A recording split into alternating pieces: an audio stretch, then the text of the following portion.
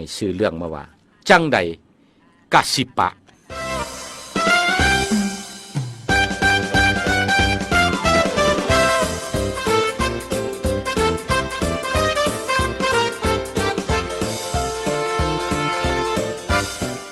อเรื่องของเพิ่นว่าจังใดกะสิปาว่าเส้น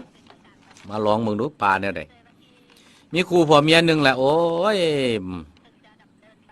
มือหนึ่งเมียอดบ่ได้ซะละแหละมันหลายเทื่อหลายตัดสินใจไปหาในบ้านทางในบ้านเห็นจังซั่นก็เลยถามว่าอันมันเป็นจังไดล่ะนางจังคือว่าอยากปลาอยากห่างแท้อันผู้ผัวหัน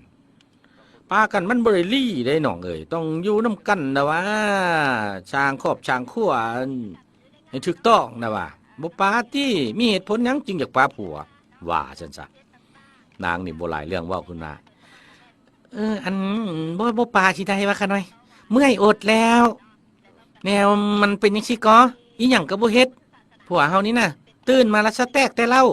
ค่ำมาแล้วเข้ากับบ่แดกเดึกมาลูกนอนเหมือนแล้วก็ยังบ่สแต็กหยังคะน้อย